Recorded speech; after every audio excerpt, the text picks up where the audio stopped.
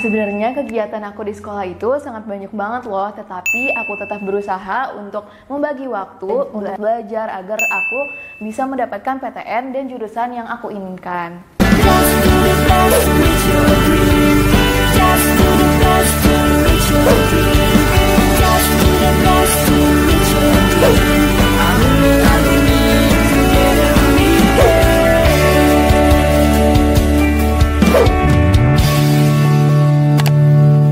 Sobat GP Media, perkenalkan nama aku Siti Zahra Fauzia. Aku merupakan mahasiswa dari Universitas Indonesia dengan jurusan Ilmu Kesehatan Masyarakat. Nah, di sini aku akan menjelaskan strategi aku untuk lolos di jalur PTN. Nah, jadi yang pertama, cara belajar aku itu dari kelas 10 aku sudah menargetkan nilai rapot untuk selalu tinggi dan mendapatkan peringkat di kelas itu 3 besar. Nah, lalu di kelas 11 juga aku menargetkan nilai-nilai rapot tersebut. Jadi cara belajar aku itu biasanya aku di rumah itu suka nge-review ulang materinya, terus suka belajar di malam hari. Nah, biasanya di belajar malam hari ini tuh aku sesuaikan. Nah, jadi jika mata pelajaran tersebut itu susah atau sulit sekali bagi aku, nah aku itu biasanya review lagi di malam hari atau belajar di malam hari. Nah, cara belajar aku itu biasanya latihan soal atau drilling soal, dan biasanya itu aku suka banget saat SMA itu ngerangkum. Jadi suatu mata pelajaran sekolah itu apapun itu aku bakal ngerangkum dulu, misalkan ngerangkum catatan materinya, ataupun kalau misalkan kayak matematika, fisika, kimia itu aku rangkum rumus-rumus yang emang bakal keluar di ujian. Nah, terus kegiatan aku itu selama sekolah itu aku ikut OSIS selama 1 tahun. Nah, selain OSIS juga aku itu pernah menjadi panitia 3 kali panitia gebiar di SMA aku dulu, Manli. Itu ada gebiar yang dilaksanain tuh setahun ada 3 kali. Nah, itu tuh adalah sastra, ada saos, sama siroh. Nah, aku jadi panitianya selama setahun itu. Nah, terus kegiatan aku selama bersekolah juga selain belajar itu aku juga bimbelnya juga di GP Media. Nah, juga cara membagi waktu aku belajar dan kegiatan produktif aku itu biasanya kalau emang ada kegiatan yang mendesak itu aku dahulukan dulu, seperti misalkan waktu itu ada rapat OSIS tapi berbarengan dengan kebesokannya ulangan harian. Nah, itu tuh aku akan mengikuti rapat OSIS dulu, tapi malamnya itu aku akan tetap mereview materi sampai mengerti agar di ujian kebesokannya itu menjawabnya bisa gitu.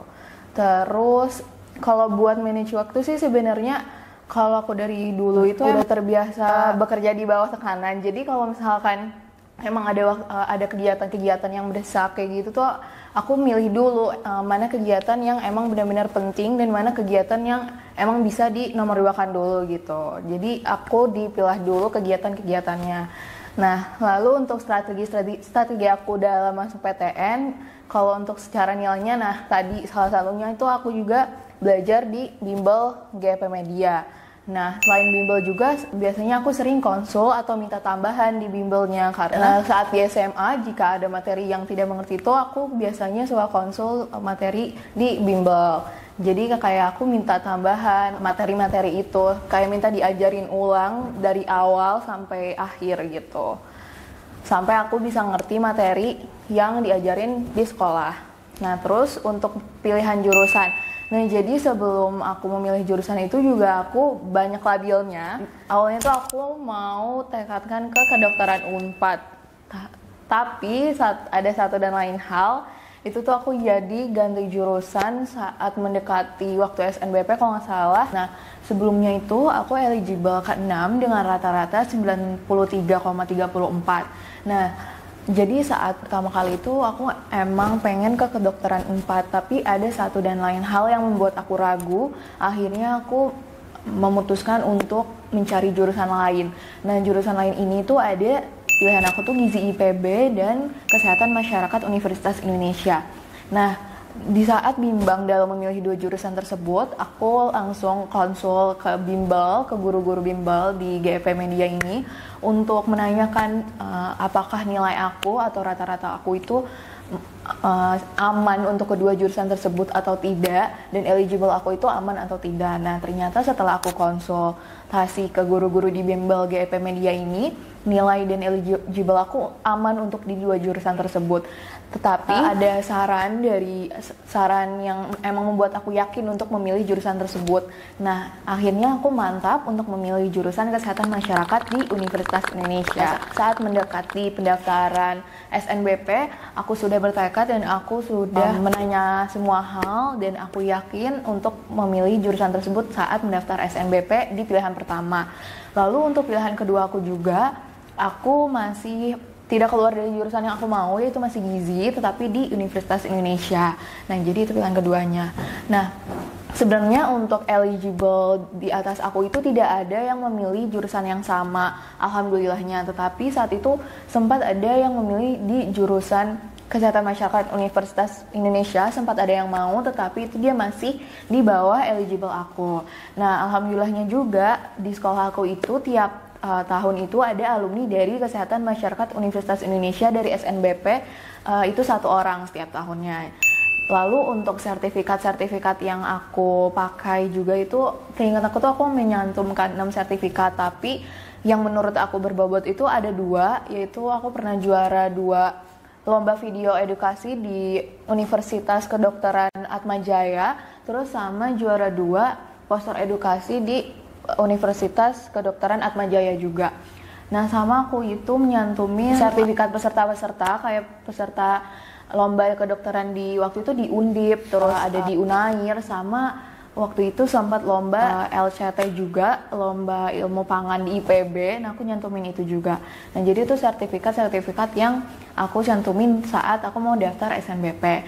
Lalu untuk jalur langitnya, untuk berdoanya, aku tentu memaksimalkan di jalur itu karena saat itu tuh aku kayak udah mendaftar nih. Jadi selain berdoa itu apalagi? Aku selalu sholat di sepertiga malam, kayak tahajud, terus istiqoroh, kayak meyakini diri sendiri, terus sholat taubat dan lain-lain. Dan aku melakukan itu benar-benar rutin selama kelas 12. Aku kayak memantapkan pengen keterima di SNBP biar kayak udah lega gitu, biar bisa dapetin PTN. Aku jadi bener-bener memaksimalkan di jalur tersebut. Apalagi pas udah mau deket-deket pendaftaran SNBP itu aku bener-bener rutin sholat di sepertiga malam, terus sama puasa Senin Kamis. Nah, puasa sunnah Senin Kamis.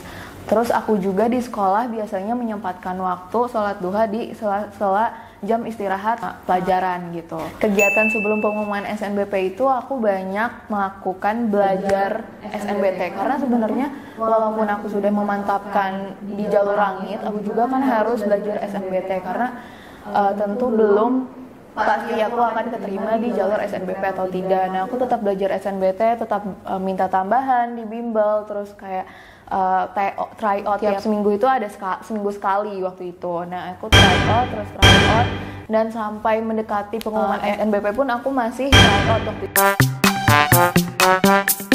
Tryout yang keberapa kali aku lupa, tapi waktu itu kalau pas mau pengumuman SNBP juga, kalau nggak salah H-3-nya itu aku juga habis tryout untuk SNBT. Nah, jadi buat adik-adik yang untuk pejuang PTN di luar sana, walaupun mau memantapkan jurusan dan universitas di SNBP, nah tetap harus belajar SNBT agar ikhtiar kita itu tidak ditentukan siapapun. Jadi diri kita sendiri yang tahu. Jadi kita harus benar-benar berdoa, terus belajar, kerja keras, jalur langitnya benar-benar dikencengin. Jadi pasti semuanya bisa untuk mendapatkan PTN dan jurusan yang kalian mau. Oke, jadi segitu aja tips dan trik aku dan perjalanan aku untuk mendapatkan jurusan dan PTN yang aku mau. Semoga adik-adik di luar sana juga bisa tercapai cita-citanya untuk masuk PTN dan jurusan yang kalian inginkan. Dadah!